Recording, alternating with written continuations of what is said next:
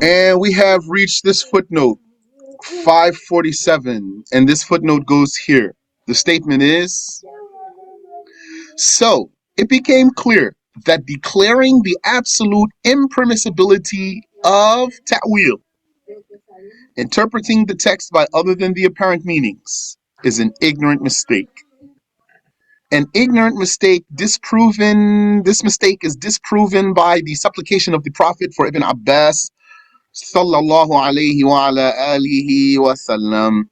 What is that supplication of the Prophet alayhi salatu wassalam?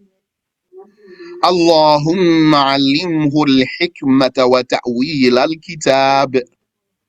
Oh Allah, teach him the wisdom, which is the sunnah. The hikmah, the wisdom is the sunnah. And the ta'wil of the book. Oh Allah, teach him the wisdom and the ta'wil of the book. That's the Prophet's dua for Ibn Abbas. This footnote says, this hadith was narrated by Al-Bukhari, Ibn Majah, and others with varying expressions. Yes. With varying expressions, so means that if you see some of the versions of the hadith, you'll see how its words vary. Hafiz ibn al-Jawzi said in Al-Majalis, and there is no doubt that Allah answered this supplication of the Messenger. Allahumma alimhu al-hikmata wa ta'wil al-kitab. Ibn al-Jawzi says, there's no doubt that this dua was answered. So, the people who deny ta'wil, what would they say to this hadith? Alimhu al-hikmata wa ta'wil al-kitab. Teach him the hikmah and the ta'wil of the book. We're going to say, oh, ta'wil here means, then they're going to make ta'wil for the word ta'wil. And here's the footnote. Ibn al-Jawzi was very stringent against those who denied interpreting those verses by other than their apparent meanings. Yani, Ibn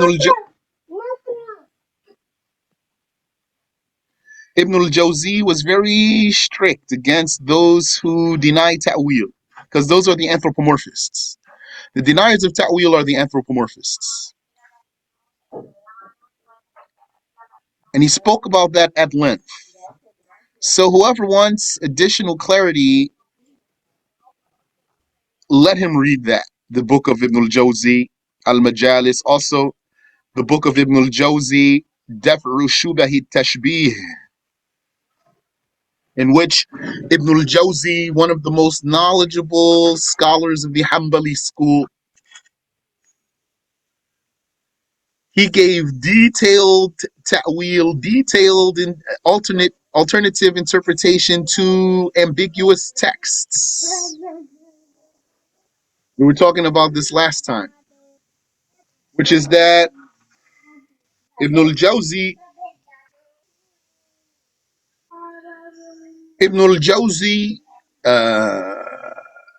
he was a Hanbali, a massive Hanbali, and he made detailed ta'wil. Why is this significant? This is significant for several reasons. For one, the Wahhabis and other Mushabbiha, other anthropomorphists, they claim to be Hanbalis, but they don't make ta'wil. But also for another reason that we spoke about last time, but I forgot to record, which is that some people say the real Hanbalis, they have their own school of Aqidah called the Athari school. The Athari school. They say they are different from, they are a third school, not the Ash'ari way, nor the Maturidi way, but not the anthropomorphist way. They say those are Sunnis, like the Ash'aris and the Maturidis are Sunnis. But they're not Ash'aris and they're not Maturidis because their way is to not make ta'wil.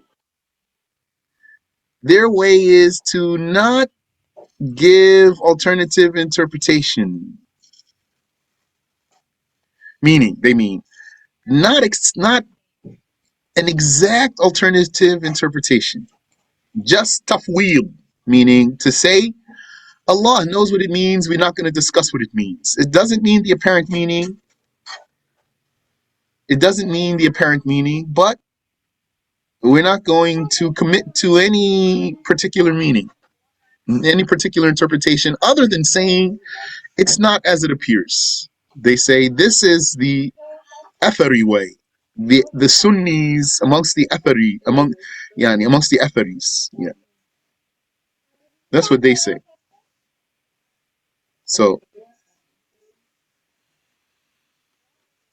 first of all, the brothers that I heard talking like that, it's true they are not anthropomorphists. That's the first thing. They don't believe in comparing God to his creations.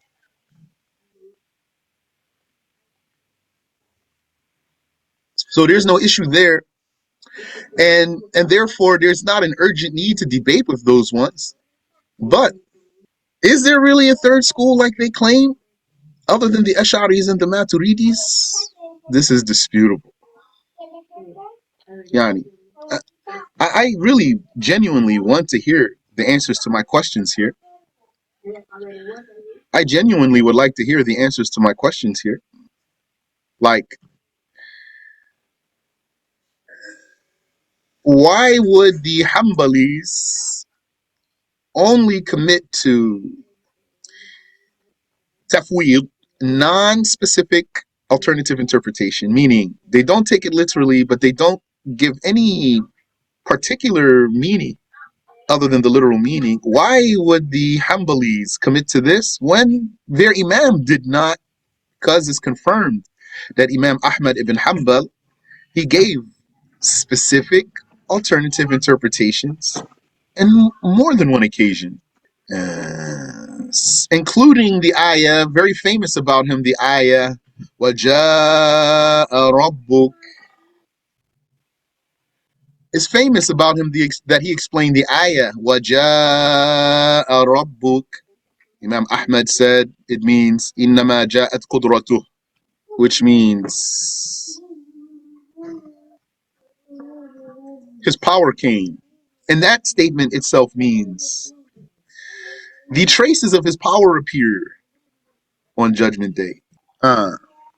So Ahmad gave ta'wil, and he is the Imam of the Hanbali school. So why would we say the real Hanbalis don't make ta'wil? And getting to my point here, Ibn al-Jawzi did so also. He is definitely a real Hanbali. He is definitely a Hanbali who is not an anthropomorphist. He has an entire book or more about explaining these texts and giving specific alternative interpretations for them, like Daf'u Shubahi Tashbih, which is easy to get a copy of too. I wish I had taken that. If I took that, I will definitely give it. And even though I have Ijaza in it, but I need a reliable copy though. I don't have a reliable copy so that I could at least use my Ijaza for it. Make dua. So those are questions of mine. For someone who claims that there's a third theological school for the Sunnis called the Athari school, and that those are the real Hanbalis who are not anthropomorphists. And also, amongst my questions for them is, this is the only difference between them and the Ash'aris and the Maturidis. While between the Ash'aris and the Maturidis, there's a number of cases, known cases, where they differ, and the scholars discuss the implications of their difference, whether it's a real difference or it's only semantics, and if it's only semantics, whose statement is a stronger statement. And also, I have another question, Yani, to be even more clear here. How is that one case of not making ta'wil with a specific meaning enough to establish a whole independent madhab? They don't have any other issue, just only that. They don't talk about takween, the act of creating, the act of doing fair. They don't talk about whether it's possible for Allah to punish the obedient and reward the disobedient. They don't talk about feeling safe from the punishment of Allah. What does this mean? Or some of the other cases that are known, so that are known differences between the Ash'aris and the Maturidis, they have no hand in these cases. Or whether a person is accountable for monotheism by his mere mind or not. Just only this issue of ta'wil. How does that make them an independent madhab? And also, another question of mine is, why would some people commit to this way when the Sahaba themselves used to make ta'wil sometimes? Ibn Abbas himself would give specific alternative interpretations sometimes. So if anyone would answer those are honest questions that are not intended for antagonizing or anything. Here's the next footnote, 551. It goes with this sentence. This is not the same type of ambiguity in the verse of istiwa. So that goes back to something. Meaning, there's two types of ambiguity in the Quran. One type is the type of ambiguity in the verse of istiwa, in the likes of the verse of istiwa and yad and ayn and wajh, which is that these are attributes of Allah. And what do they mean? Should we merely confirm the word and disavow any literal interpretation for those particular words?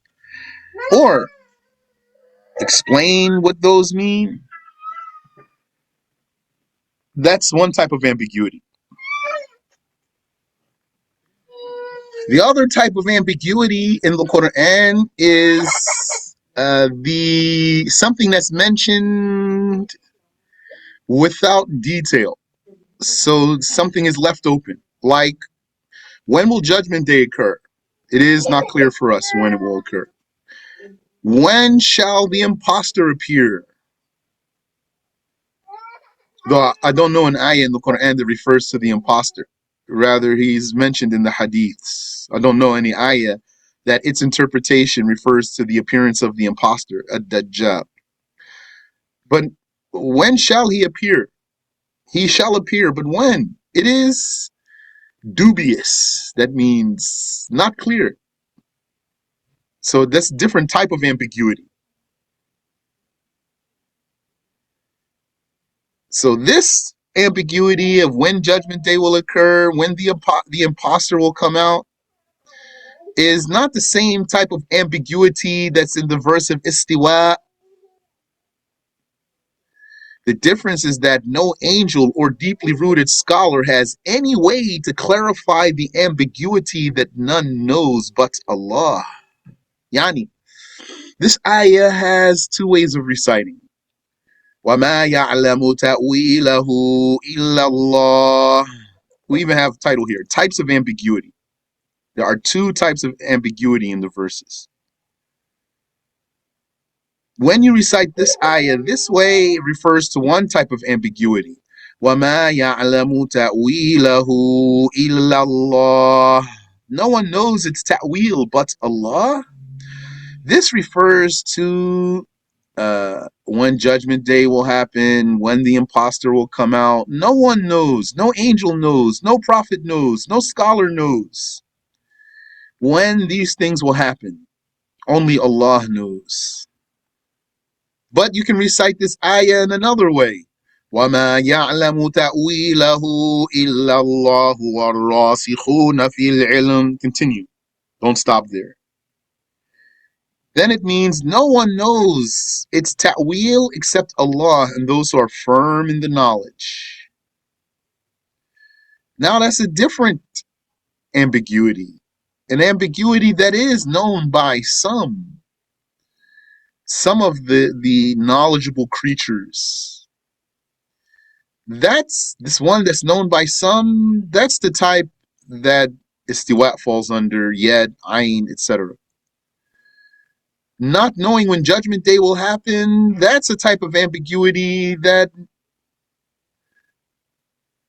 none knows its clarity but Allah. No one knows when those events will occur except Allah. Here's a footnote. This is proven by the hadith in which the Prophet ﷺ said to Angel Jibreel upon being asked about the occurrence of the hour, Mal mas'ulu anha bi'alama min as-sa'il. He who is asked is no more knowledgeable or not more knowledgeable about it than he who asks. He who is asked, that's the Prophet. The Prophet is the one asked here. He who is asked is not more knowledgeable about it than he who asks. The angel was asking the Prophet, when will judgment day be? He wasn't asking because he believes that the Prophet knows the answer, alayhi salatu wassalam. He was asking so that the Prophet would declare his ignorance about it. So he will say it, so he will pronounce that. The Prophet himself, after this questioning, he said to the Sahaba, do you know who that was? He told them, that was Jibreel. He came to teach you about your religion. He came in the form of a man, if you know the hadith. He came in the form of a man wearing extremely white clothes, a man that no one recognized, as if he's a traveler, but he doesn't have a hint of dust on him. How a traveler, no one knows him, no one knows where he came from. He doesn't even look dusty or anything. Pristine, fresh. So he was strange. Then he would ask the Prophet ﷺ questions, and when the Prophet would answer, he would say, you are correct. And then the Sahaba would be amazed and say, who is this telling the Prophet he's correct? He asks him and then verifies that his answer is right. So after that, the Prophet said to them, alayhi salatu wasalam, that was Jibreel. He came to teach you about your religion. So one of the things that Jibreel asked the Prophet alayhi salatu wasalam is, when will judgment day be? So the Prophet told him, the one who is asked, that's me, is not more knowledgeable about it than the one who's asking, that's you, O Jibreel. If the Messenger of Allah sallallahu alayhi wasallam and Jibreel do not know about it, yani the best prophet and the best angel, if they don't know about it, then more so is the case of others. Who's going to know about it amongst the creatures? So that's a type of ambiguity in the Quran and in the Sunnah. Next footnote. It goes here. The other type of ambiguity is what the deeply rooted scholars have a way to clarify. The deeply rooted scholars have a way to clarify. Yani, they can interpret the ayah. They can interpret the ayah. They might say, istiwa. Istawa here means ala. Or istawa here means qahara. Or istawa here means hafidha wa abqa. Or istawla. They're using their knowledge. Or they would say, Alif Lam Mim means Ana Allahu Alam. So now, I just told you, they might say it means this or means that. Does this mean they are correct for sure in this answer or that answer? 100% correct? No, not necessarily. Because there's an ambiguity here. They have a room for error, but they have knowledge to do what they are doing. It's not haram for them to offer these particular interpretations. And in fact, there's a need for that to protect the layman. The laymen who need answers. The laymen who are not satisfied with saying to them, Allah knows what it means. Rather, their faith is weaker than that. So it's not enough for you to say that to them. If you say that to them, maybe they're going to go to that Wahhabi who threw the doubt into their hearts in the first place. So you got to give them something firmer to hold on to. So you say to him, istawa here means qahara.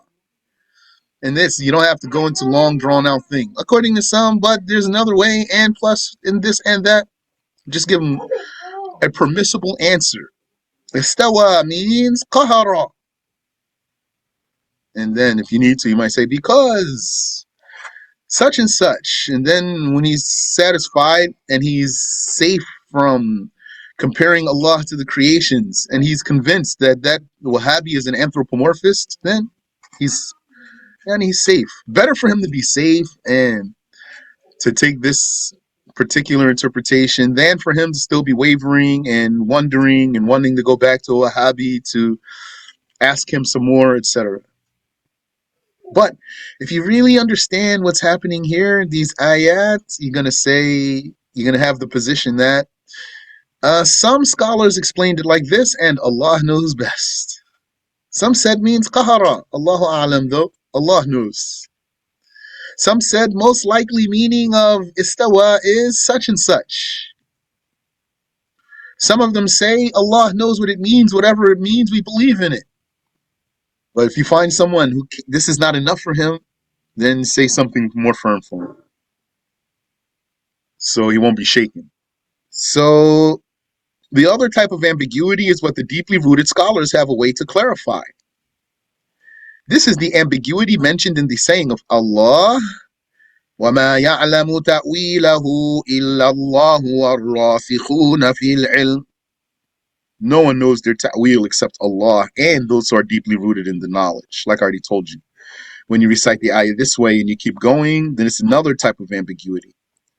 When you recite the ayah only this much, وَمَا يَعْلَمُ تَأْوِيلَهُ إِلَّا اللَّهُ. No one knows its ta'wil except Allah. That's one type of ambiguity. The type that only Allah knows its clarity. And when you recite, وَمَا يَعْلَمُ تَأْوِيلَهُ إِلَّا اللَّهُ وَالرَّاسِخُونَ فِي الْعِلْمِ, that's a different type of ambiguity. One that the people of knowledge have the means to answer, to clarify. So, no one knows their ta'wil except Allah. Footnote. In this context, except Allah and those who are deeply rooted in the knowledge. In this context, ta'wil means interpretation or true meaning. But when you stop, وَمَا يَعْلَمُ تَأْوِيلَهُ إِلَّا اللَّهُ, and then you stop, ta'wil means the time of happening or the manifestation. No one knows the time of happening but Allah. No one knows when it shall manifest but Allah. Then there's no way for any creature to clarify that ambiguity. وَالرَّاسِخُونَ فِي الْعِلْمِ, and those who are deeply rooted in the knowledge.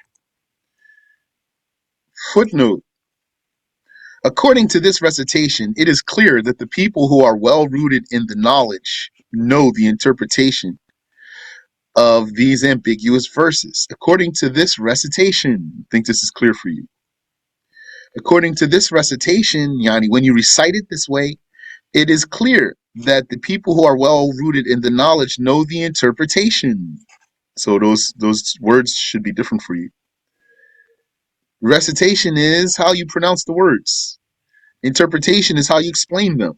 When you read it in one way, you explain it in one way. When you read it the other way, you explain it the other way or another way. According to this recitation, when you keep going, no one knows its interpretation but Allah and those who are firm in the knowledge, then it is clear that the people who are well rooted in the knowledge know the interpretation of these ambiguous verses. So it is permissible to infer meanings other than the apparent meanings from them. And it is permissible to give a specific meaning too. This is why it is narrated that Ibn Abbas used to say, أَنَا مِنَ الرَّاسِخِينَ فِي الْعِلْمِ, I am among those who are deeply rooted in the knowledge. He used to give interpretations to some of those ambiguous verses. Any questions so far? Here's the next footnote. And those who are deeply rooted in the knowledge. Footnote. If this is understood, we then refute them. Yani the anthropomorphists. If this is understood, we then refute them, the anthropomorphists, by saying that it is invalid that this verse would have the meaning that they claim, which is, what is it that they claim? Okay, this ayah, وَمَا يَعْلَمُ تَأْوِيلَهُ إِلَّا اللَّهُ وَالرَّاسِخُونَ فِي الْعِلْمِ. When they recite this ayah, so first of all, you can recite this ayah in two ways. It's clear for you. You can say, وَمَا يَعْلَمُ تَأْوِيلَهُ إِلَّا اللَّهُ. Stop.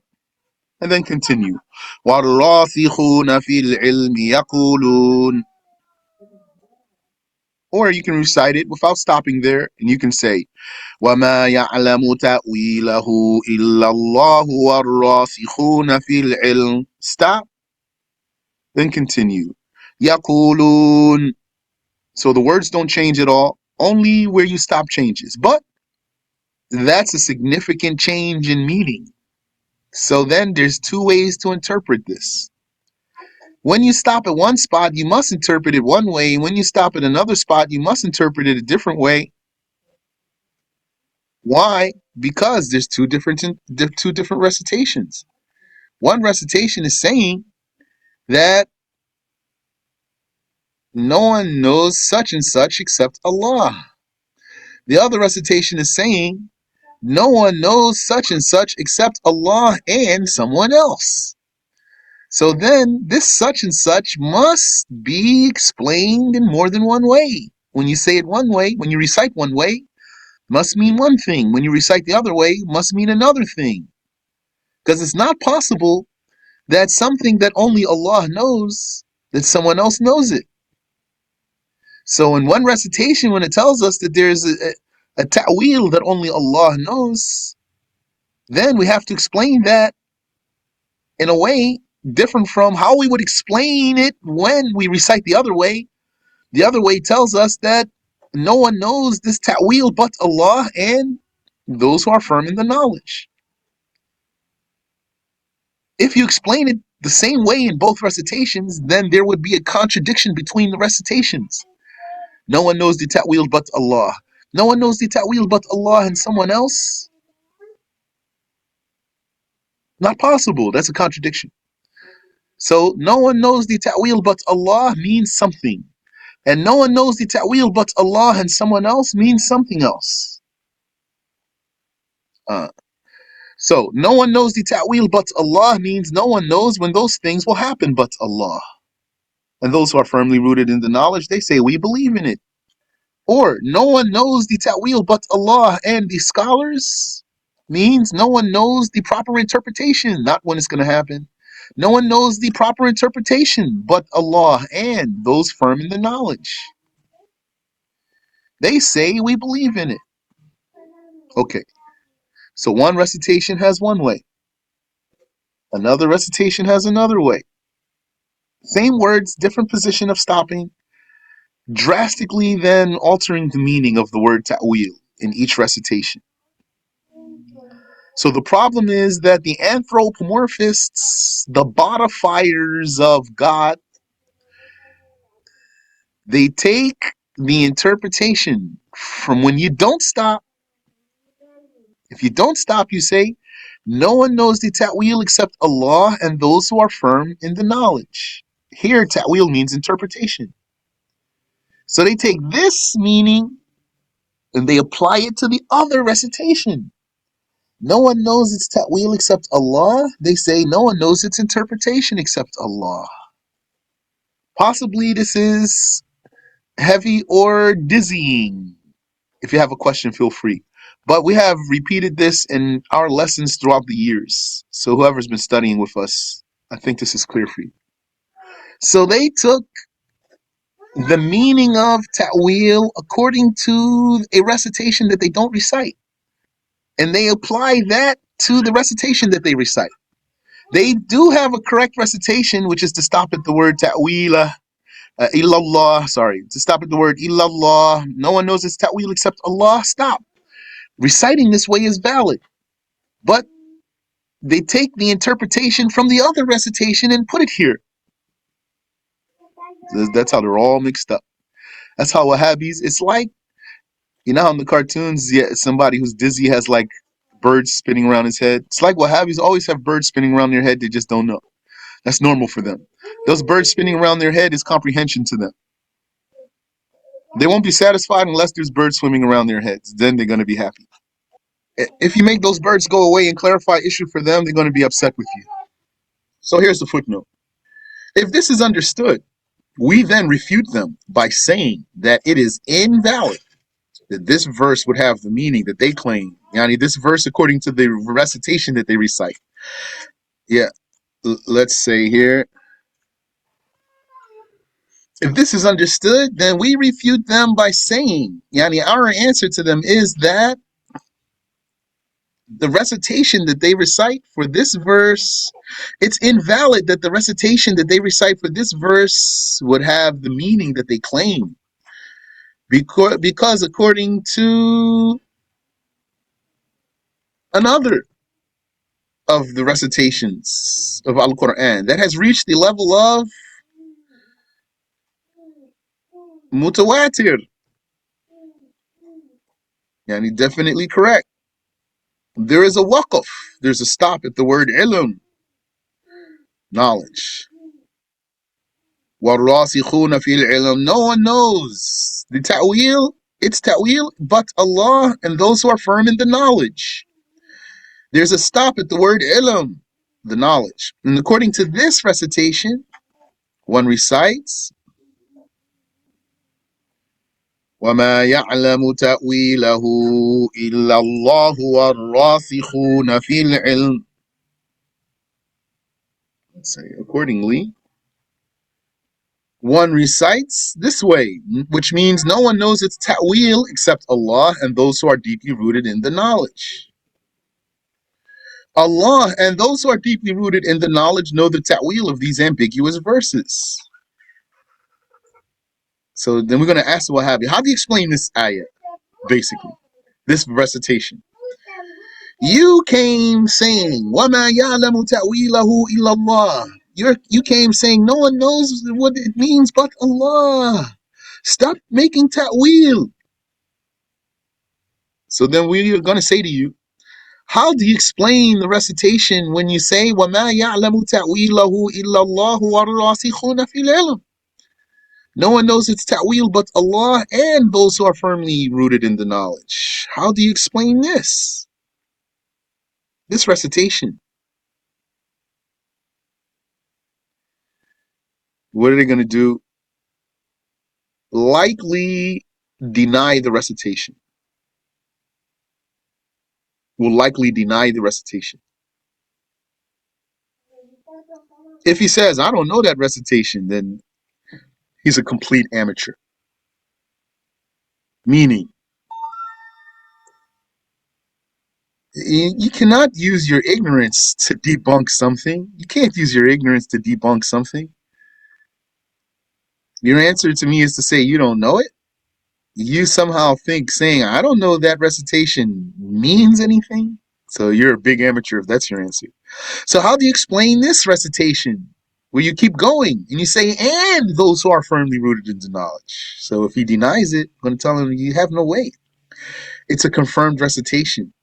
If you want, let's open the book of As-Suyuti, Al-Itqan fi Ulumi al-Quran. He has narrations about this, talking about these two recitations, and you're going to find what I'm saying to you. So then what he's going to do, most likely then, he's just not going to accept the truth. That's how Wahhabis are. He's just going to shut his mouth. He's going to stop talking to you, and that's all. This means that the claim of the Wahhabiyya is false. For their interpretation of one recitation, which is that no one knows the ta'wil of the ambiguous verses except Allah, that's how they interpret the recitation that they recite. It contradicts this recitation that no one knows the ta'wil except Allah and those who are firmly rooted in the knowledge. Do you have a question here? I'm afraid that, I hope this was clear. I'm just afraid it was so wordy it's not clear. So here's another footnote. Maybe this last footnote will do for today. Let's see. I'll see how you're feeling. This footnote goes here. Since there are two ways to recite the verse and two types of ambiguities, these dispraised ones are of two groups. Two recitations for the ayah, two types of ambiguities.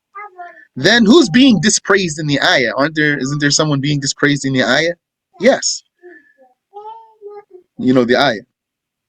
يعني فأما الذين في قلوبهم زيغ فيتبعون ما تشابه منه. As for those who have perversity in their hearts, deviance in their hearts, they pursue what is ambiguous therein. So someone is dispraised here in the ayah. But the ayah, you can recite it in two ways. And therefore, there's two different types of ambiguities. So therefore, also it follows that whoever is being dispraised is one group or another group. Yani, there are two different groups depending on which way you're reciting. Which is that there are the people who try to determine the exact time of Judgment Day and the appearance of the one-eyed imposter. That's one group who is dispraised. And that's according to one recitation, when ta'wil means the manifestation in the time of happening. And then there are those who misinterpret the ambiguous verses in a perverse way to arrive at anthropomorphism, like Wahhabis, Mushabbiha. That's a different group being dispraised because of the different recitation that has a different interpretation. So the dispraised group is a different group. So the footnote is here. Since there are two ways to recite the verse, footnote, to refute these people about this verse, what are we refuting them on here? We are refuting them about how to explain وَمَا يَعْلَمُ تَأْوِيلَهُ إِلَّا اللَّهُ وَالرَّاسِخُونَ فِي الْعِلْمِ, or وَمَا يَعْلَمُ تَأْوِيلَهُ إِلَّا اللَّهُ. Yani, this 7th verse of the 3rd surah, they are trying to use this ayah to tell us we cannot make ta'wil. And we are telling them they are misinterpreting the ayah. So, in order to refute them and to clarify this case, in order to refute these people and to understand this verse properly, we need to know that the Quran was revealed to Prophet Muhammad sallallahu alaihi wasallam with several qira'at recitations. For example, according to one recitation of Al-Fatiha, you recite Sirat al-Ladhin with a Sad. And in another recitation, you can recite Sirat al-Ladhin with a Sin. Sad or Sin. If you don't have an ear for the Arabic, you don't even hear the difference. And the meaning is the same in this case. In this particular case, whether you recite with a Sad or a Sin, the meaning does not change. Yani, that's two variants of the same word. Two variants of the same word. Another example is that one can recite Malik Yawmiddin with an extension, Malik. And according to another recitation, one can recite Malik Yawmiddin without an extension. Here the meaning varies slightly because Malik and Malik, they don't mean exactly the same thing. Those aren't two variants of the same word. They don't mean exactly the same thing. So when you recite it, Maliki Yawmiddin, then it has an interpretation. And when you recite it as Maliki Yawmiddin, then it has its interpretation. But even when we say this doesn't mean that it's two completely different interpretations. Could be that in the end they mean the same thing, but at surface levels means something different. Yes, you say Malik because Malik means king or sovereign. Malik means owner. So they're already close. Maliki Yawmiddin versus Maliki Yawmiddin. Slight difference in the interpretation, even if at the end of the day, basically means the same thing, the entire ayah. But the point here is that the Quran was revealed to the Prophet with different recitations.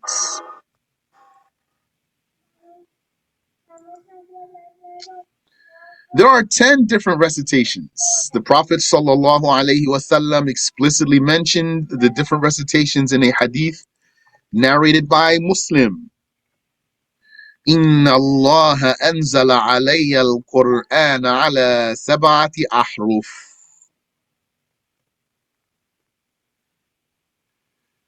Allah revealed the Quran to me according to 7 harfs. 7 harfs, so 7 letters. That's the hadith. Which means that Allah revealed the Quran to the Prophet ﷺ according to several recitations. It does not mean that there are only 7 recitations, because the word sab'a, 7. This does not mean that there are only 7 recitations, as some falsely claim.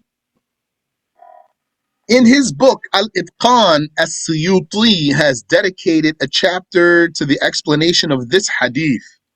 إن الله أنزل علي القرآن على 7 أحرف. Therein, in that chapter, he confirms that the hadith is mutawatir, so definitely authentic, being narrated from the route of 21 companions. He then mentions 35 different explanations for this hadith. إن الله أنزل علي القرآن على 7 أحرف. Allah revealed the Quran to me according to 7 harfs. He mentions, As-Suyuti, he mentions 35 different explanations for this hadith. Our Shaykh said in explanation of this hadith, as we heard from Shaykh Samir Dabliz, from Shaykh Abdul Rahman, from the Shaykh, he said, in reference to the expressions, the Quran was revealed in different ways, not specifically 7. The mentioning of 7 is to impart the knowledge that it was revealed with numerous aspects in its recitations. In reference to numerous aspects in respects to the recitation. Facets. The recitation of the Quran was revealed to the Prophet ﷺ with different facets. As for saying that the hadith refers to 7 different dialects that are distributed throughout the Quran, that is incorrect. يعني إن الله أنزل علي القرآن على 7 أحرف. Allah revealed the Quran to me according to 7 harfs does not mean 7 dialects. Shaykh says that's incorrect. Most of the Quran was revealed according to the dialect of Quraysh, and a little bit of it was revealed according to other than the dialect of Quraysh. Like, for a word to come according to the way some tribe would say it. A word might come in the Quran, a word in a sentence, this way the word is, could be the way a tribe says that word in Arabic. As-Suyuti narrates from Abu Shama that he said, some people thought that the 7 recitations that exist now are what is meant by the hadith. And that is against the consensus of the people of knowledge altogether. The people of knowledge don't say there's only 7 recitations of the Quran. Only the ignorant people think that. And you might have met some who said there's 7 recitations of the Quran. He narrated, that's As-Suyuti, he narrated from Ibn Subki that he said the 7 recitations to which Ash-Shawtibi confined himself, as well as the other 3 plus 7 is 10, which are the recitations of Abu Ja'far and of Ya'qub and of Khalaf, they are mutawatir and necessarily known to be of the religion. But this here saying those three are mutawatir in narration, that's not agreed about. It's agreed that the 7 recitations are mutawatir, and it is said that the other 3 are also mutawatir, and it is said that the other 3 are authentic. Not mutawatir, less than mutawatir, but still authentic. But Ibn Subki, he said that all 10 recitations are mutawatir. And he said necessarily known to be of the religion. Every letter that is specific to each one of those 10 is religiously known to be of the religion. That it was revealed to the Messenger of Allah sallallahu alaihi wasallam, and no one arrogantly rejects that but an ignorant person. Wallahu a'lam. We'll stop there. Wa subhanallahi wa bihamdi.